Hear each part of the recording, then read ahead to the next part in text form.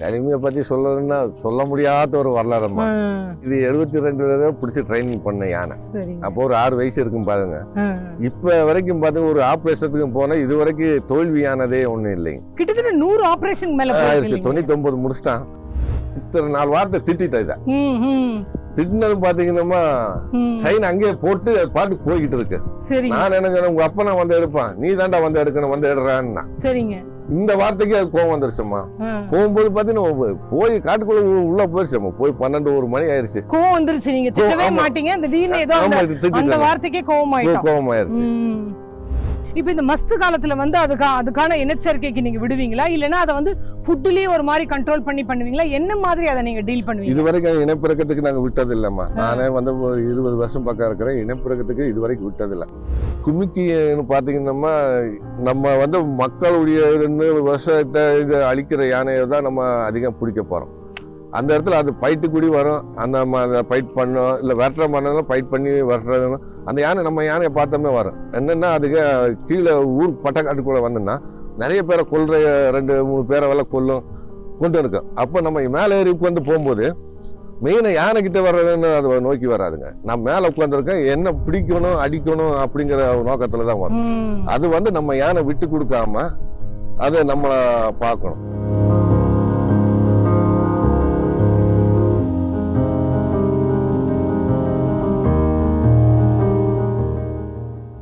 நம்ம top slip கோழிக்கமுதி முகாமுக்கு போய்கிட்டு இருக்கோம். சாயங்காலம் வெயில் தாழ மலை மேல ஏறி போற அந்த பயணமே ஒரு தனி த்ரில்லு தாங்க.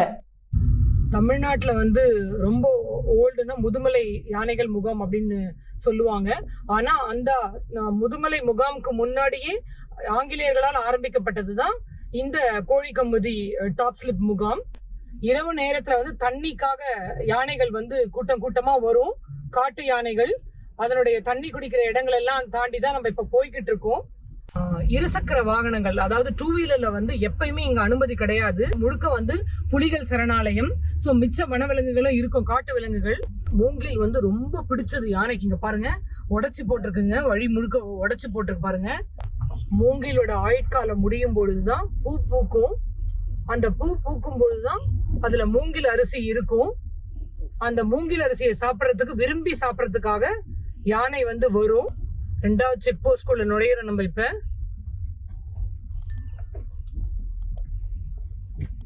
கம்ப்ளீட்டா சன் செட் ஆயிட்டு இருக்கு.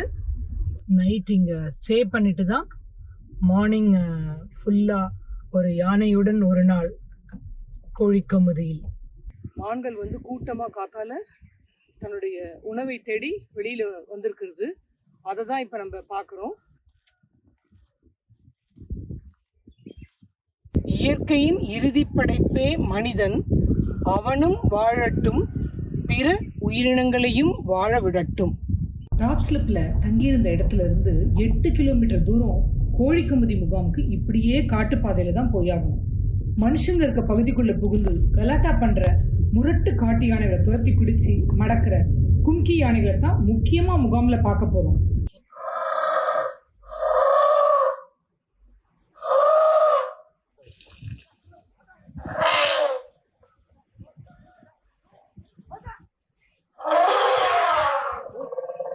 காலையில வந்து பசங்க வந்து ஸ்கூல்ல நிக்க சொன்னா வரிசையா நிப்பாங்கல்ல, அந்த மாதிரி பாருங்க ரொம்ப அழகா நின்றுகிட்டு இருக்கு எல்லாம் வரிசையில.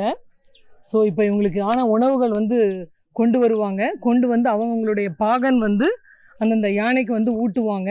இப்போ அடுத்தது நம்ம அதை பார்க்க போறோம். எத்தனை யானைகள் ஐயா இருக்கு? நம்மளுக்கு வந்து 22 யானை இருக்காங்க. மேல எழுதியிருக்க பேரெல்லாம் யானைகளோட பேர். ஆமாங்க ஆமாங்க. யானைங்க முத்துங்க. யானைக்கு வந்து கொள்ளு வந்து வேக வச்சுதான் கொடுக்குறதுங்க. கொள்ளு அது வந்து ராகியும் அதே மாதிரி தாங்க. ராகி வந்து எல்லாம் வெந்நீரை கொதிக்க வச்சுங்க, அதுல இருந்து மாவு எடுத்து கொட்டிங்க, கிண்டி அப்படி எடுத்துங்க அச்சு போட்டு அப்படி கொடுக்குறதம்மா. அதே மாதிரி சாப்பாடு எப்பவுமே நம்ம நார்மலா வேக வச்சு அப்படி கொடுக்குறதம்மா. அதாவது அதனுடைய காலை மாலை உணவுன்னு தெரியுது எனக்கு. அதுல என்னென்ன கலந்து இருக்குன்னு போட்டிருக்கீங்க இங்க. ராகி, கொள்ளு, அரிசி, உப்பு, வெல்லம், தேங்காய், கரும்பு, இது எல்லாமே கலந்த உணவு தான். கலந்த உணவு தான். அப்புறம் அவங்கவுங்க வயசுக்கு ஏத்த மாதிரியா எப்படி இதை கொடுப்பீங்க? அவங்க வயசுக்கு ஏத்த மாதிரி தான். இது முடிச்சுட்டு உடனே மேய்ச்சல் கிளம்பி மேய்ச்சலுக்கு விட்டுருவாங்க. மேய்ச்சலுக்கு கரெக்டா எத்தனை மணிக்கு கொடுக்குறீங்க நீங்க நான் காலை 8 மணி ஃபீடிங்கம்மா. காத்தால 8 மணிக்கு டான் எல்லாம் வந்து நின்றுவாங்க. ஆமாங்க ஆமாங்க. குடிச்சிட்டு முடிச்ச உடனே கொடுத்துருவீங்க. 8 மணிக்கு கொடுத்துருவாங்க. அதே மாதிரி சாயந்தரம் 6 மணி ஃபீடிங். சாயந்தரம் 6 மணி. அந்த டைம் மாத்த கூடாது இல்லையா? ஏன்னா அவங்களுக்கு அந்த கரெக்டான டைம் வந்து அந்த டைம் மீறிச்சுன்னா அதுங்களே சவுண்ட் வைக்குங்க. சவுண்ட் வைப்பாங்க. ஏன்னா நீ சாப்பாடு நம்மளை கொடுக்கலைங்களா அப்படின்ட்டு அவங்க சவுண்ட் வைக்குவாங்க. 9 கிலோ ராகிங்க, 2 கிலோ கொல்லம்மா, 2 கிலோ ரைஸுங்க. 2 கிலோ ஆமாங்க. அதே மாதிரி உப்பு 50 கிராம், அதே மாதிரி வெல்லம் 50 கிராமுங்க. ஓ எல்லாமே இந்த உணவுல கலந்து இப்ப வச்சிருவாங்கம்மா. வச்சிருவாங்க. சரி சரி. தேங்காய் இந்த மாதிரி எல்லாம் கலந்து வச்சிருவாங்க. ஓ தேங்காவும் அதுல மிக்ஸ் பண்ணி. ஆமாங்க ஆமாங்க. அந்த கிராம் பாருங்க கொஞ்சம் கூட கம்மி ஜாஸ்தி இல்ல, அவ்வளவு அழகா வச்சுட்டு அதே மாதிரிதாங்க. கண்ணளவுலயே அவ்வளவு அழகா வச்சுட்டு போறாரு. ஒவ்வொரு பேரும் பார்த்தோம் நம்ம, முத்து, செல்வி, சிவகாமி, அசோக், அபிநயன்லாம்.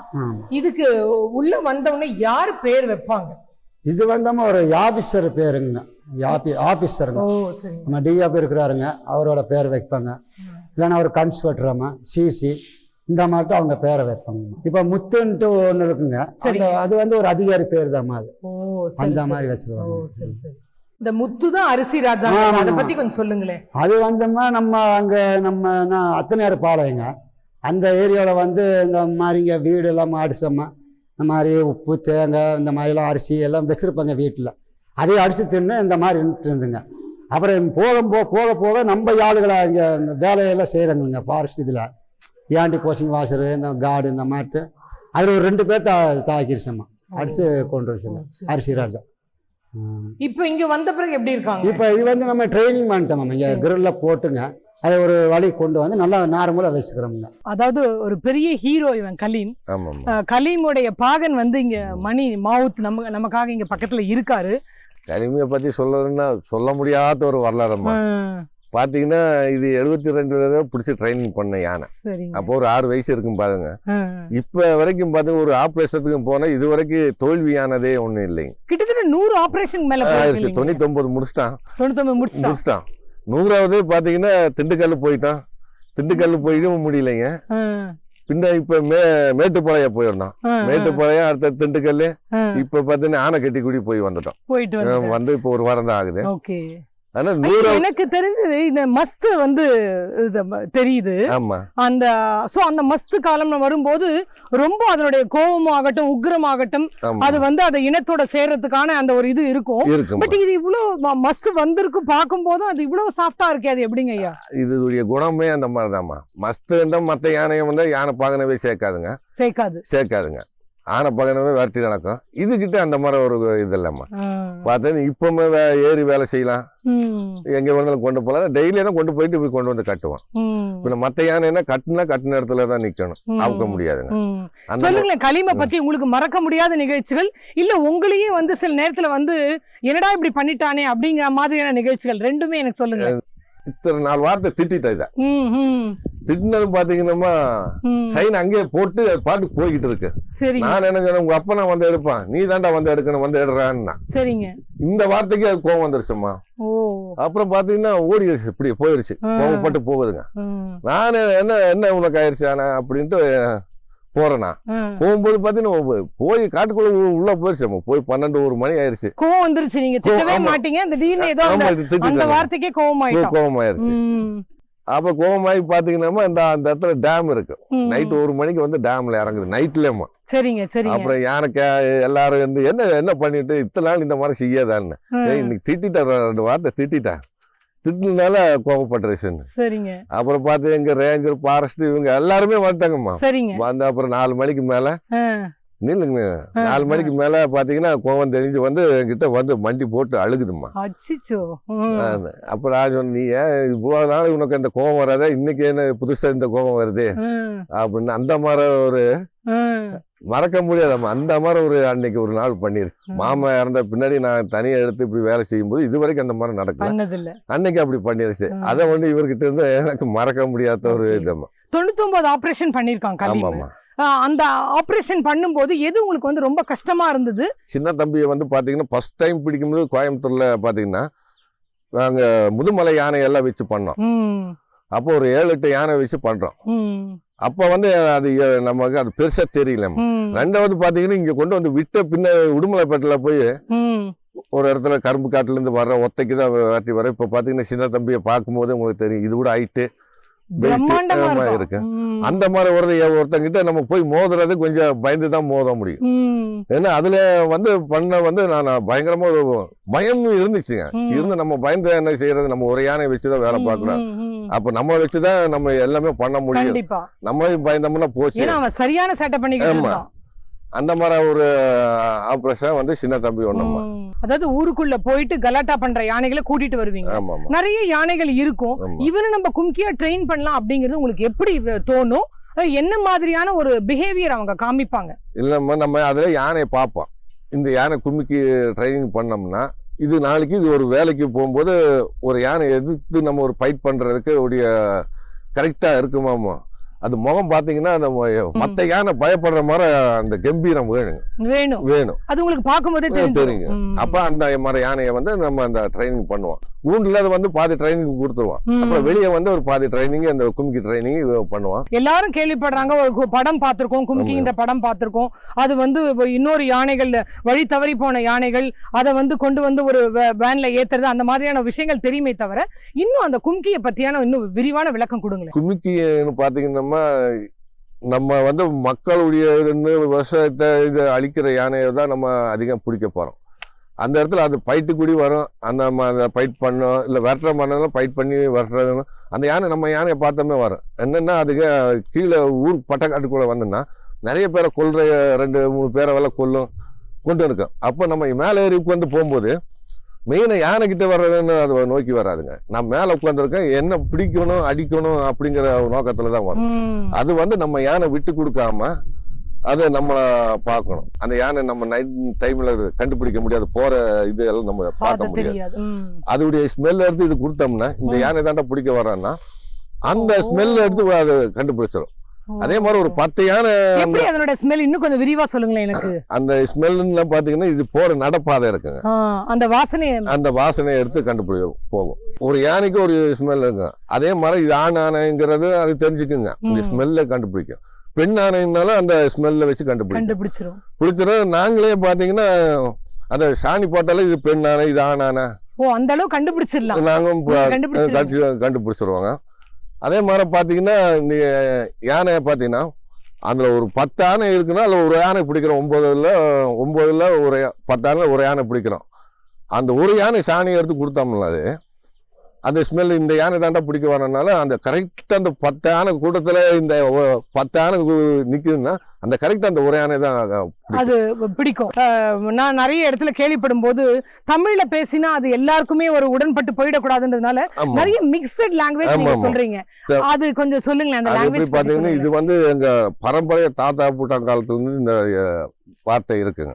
எப்படின்னா இது ஒரு 68 மொழி இருக்குங்க. 68 மொழி தமிழ்ல எதுவும் டச் இல்லைங்க. மலையாளம், தெலுங்கு, ஹிந்தி, உருது இப்படி எல்லா பாஷையை வச்சு அந்த 68 மொழி வச்சிருக்காங்க. அது எப்படி யாரு பண்ணாங்கன்னு எங்களுக்கு இதுவரைக்கும் தெரியாது. ஆனா அந்த காலத்து வரை இது அந்த மொழி தான். இப்ப கேரளாவில் முத்தங்கில இருக்காங்க பசங்க, அவங்களும் இந்திய லாங்குவேஜ் தாங்க. இப்ப ஆந்திராவுல பாத்தீங்கன்னா அங்கேயே இருக்காங்க, திருப்பதியிலும் இருக்காங்க, எல்லாம் இந்த பாஷை தான். இவரோட பேர் என்னங்க? முருகனுங்க. மதம் பிடிச்சிச்சுன்னா கீழே தான் கொட்டணும், கீழே தான் போடணும். இது எவ்வளவு மதம் பிடிச்சாலும் சாப்பாடு வாங்கிக்குது. அதுக்குரிய டேஸ்ட் கொஞ்சம் பத்த குறையா இருந்துச்சுன்னா அந்த மாதிரி கீழே போட்டுருவோம். இது இப்போ நல்லா பாருங்க, அந்த மஸ்து காலம் அதனுடைய அந்த திரவம் வழிஞ்சிருக்கதை நீங்க பார்க்கலாம். அது ஐயா சொல்ற மாதிரி எனக்கு ஆச்சரியமா இருக்கு. ஒரு மஸ்து காலத்துல நம்ம யானை கிட்ட நின்று பேசுறோம் அப்படிங்கறதே எனக்கு ஒரு பெரிய ஒரு விஷயமா இருக்குங்க. கொம்பு மரம் பிடிச்ச மாத்திரம் தான் இந்த மரம் கொம்புல எல்லாம் மண்ணை குத்துங்க. குத்தும் போது அந்த மண் இருக்கும் கொம்புல. அப்பதான் அந்த வெறி தானே. வருஷத்துக்கு இத்தனை தடவை வரும் அந்த மஸ்து திரவம் அப்படின்ற மாதிரி ஏதாவது இருக்கா? இல்ல அது அதனுடைய பீரியட் சொல்லுங்களேன் எப்படிங்கிறது. இந்த மத டைம் பாத்தீங்கன்னா இது இப்ப நம்ம சீசன் மாத்திரம் இல்லைங்க. இது இப்ப நாங்க வெளியே போயிட்டு வந்து அங்க நல்ல சாப்பாடு கொடுத்தோம். அப்ப அதுக்கு தெம்பு இருக்குங்க. அப்படிங்கிறது இப்ப நாங்க மதத்துலதான் அங்க போயிருந்தோம் ஆனைக்கட்டிக்கு. மதம் முடியாம அப்ப அங்க போய் கொஞ்சம் கம்மியாச்சு, சூடு அதிகம் இருந்துச்சு. அப்ப அந்த இருந்த மதம் அப்படியே ஸ்டாக் ஆயிடுச்சுங்க. இப்ப அங்க ஒரு 1.5 மாசம் இருந்துட்டு நாங்க இங்க வந்தோம். வரும்போது இங்க கூலிங் இருக்குனால அதை உடனே லீக் ஆச்சு. இப்போ இந்த மஸ்து காலத்துல வந்து அதுக்கான இனச்சேர்க்கைக்கு நீங்க விடுவீங்களா, இல்லைன்னா அதை வந்து ஃபுட்லயே ஒரு மாதிரி கண்ட்ரோல் பண்ணி பண்ணுவீங்களா, என்ன மாதிரி அதை நீங்க டீல் பண்ணுவீங்க? இது வரைக்கும் இனப்பெருக்கத்துக்கு நாங்க விட்டது இல்லம்மா. நானே வந்து ஒரு 20 வருஷம் பக்கம் இருக்கிறேன். இனப்பெருக்கத்துக்கு இது வரைக்கும் விட்டது இல்லை. அதுக்கு தகுந்த மாதிரி யானை இல்லைங்க, இது கூடிய மேஜான யானை இல்லைங்க. அப்படி அதோட கோபம் ரொம்ப ஜாஸ்தியாகும் இல்லையா? இருக்குங்க, நம்ம கிட்ட அந்த அளவுக்கு இருக்காது. அப்ப நீங்க என்ன மாதிரி ஃபுட்ல அதை காம்பன்சேட் பண்ணுவீங்களா?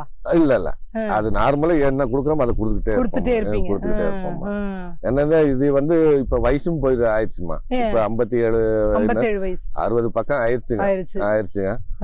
இப்ப இந்த ஒரு யானையை வச்சுதான் மெயின்டைன் பண்ணணும்னு ஒண்ணு. நான் சின்ன தம்பிக்குமே இந்த யானையை வச்சுதான் 2-3 இடத்துக்கு போயிருக்கேன். ஆமா, ட்ரைனிங் பண்ணுறாங்க. சின்ன தம்பிக்கும் இவனுக்குமான ஃப்ரெண்ட்ஷிப் சொல்லுங்களேன். அது பிடிக்கும் போது பிடிக்காத முன்னாடி நல்ல ஃப்ரெண்டா இருந்துச்சுங்க. ஒரு 10 நாள் பாத்தீங்கன்னா அவரும் நல்ல ஃப்ரெண்டா தான் இருந்துகிட்டு இருந்தாங்க. நைட்டும் சரி பகலும் சரி எந்த டைம்னாலும் இவரை நினைச்சு அவர் கரும்பு காட்டுல இருந்து உடனே வந்துருவா. அப்படி வந்து இதுகிட்ட விளையாடு 2 ரொம்ப அண்ணன் தம்பி மாதிரி பயங்கரமா இருந்துச்சுங்க. ஒரு நாள் பாத்தீங்கன்னா இதை தூங்க விடுறது இல்லைங்க, அது போய் தூங்கிட்டு வந்துடும். அப்ப நான் இது என்ன தூங்க விட மாட்டேங்க, நான் படுக்க வச்சு கூடி அப்படியே தூங்க வைப்பேன். இதை குழந்தைய மாதிரி அப்படியே படுக்க வச்சிருவேன். படுக்க வச்சுட்டு அப்படியே தொட்டுட்டே தூங்க வைப்பேன். ஒரு 1 மணி நேரம் இப்படி 1.5 மணி நேரம் படுத்துட்டு தூங்க வைப்பேன். அந்த டைம் பார்த்தீங்கன்னா தூங்க வச்சுக்கிட்டு இருக்கேன், வந்துகிட்டு இருக்குங்க. அப்ப நான் ஏரியா போய் ஒரு வாட்டர் வெட்டிட்டு விட்டு வந்து படுக்க வச்சு தூங்க வச்சுக்கிட்டு இருந்தோம். அன்னைக்கு பாத்தீங்கன்னா எப்பவுமே 6 மணிக்கு இப்படி எந்த டைம்னாலும் வந்துடும். அன்னைக்கு நைட்டு 10 மணி இல்லாம வரவே மாட்டேங்க.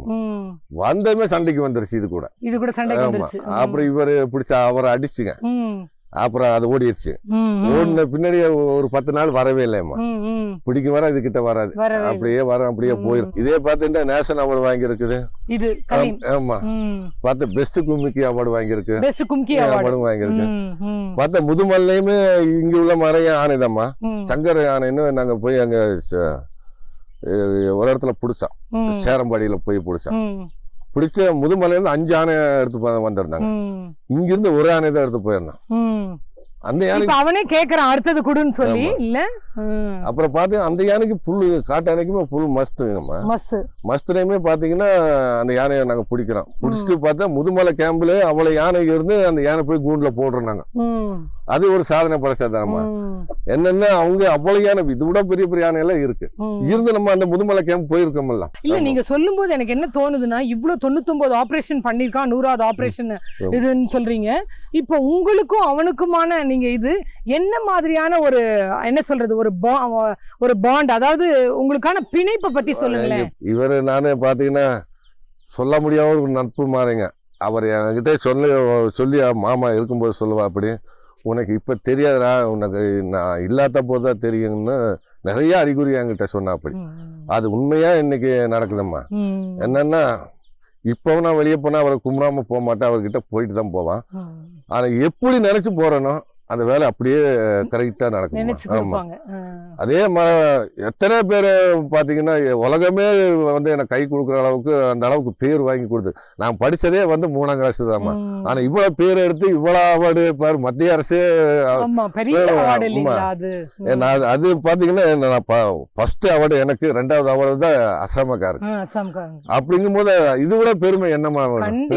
கண்டிப்பா அது இது வந்து என்ன தெரியுதுன்னா, உங்களுக்கும் அவனுக்குமான பாண்டிங், பிணைப்பு தெரியுதுங்க. இவர் இல்லாம நான் இல்ல, நான் இல்லாம அவர் இல்லாத மாதிரி ஒரு எனக்கு இப்ப என் மனசுல அப்படி இருக்குதும்மா. நம்ம எங்க வீட்லயுமே அதுதான் சொல்லுவாங்க. நீங்க உட்கார்றது அதெல்லாம் சொல்ல பண்ணுமா? இப்போ சொன்ன பைட்டுன்னா அது உட்கார்றதாம்மா, பைட்டுன்னா படுக்கிறதுக்கு, இப்படி எல்லாம் ஊட்டுன்னா இனிக்கிறது, இது எல்லாம் ஹிந்தி தான்மா.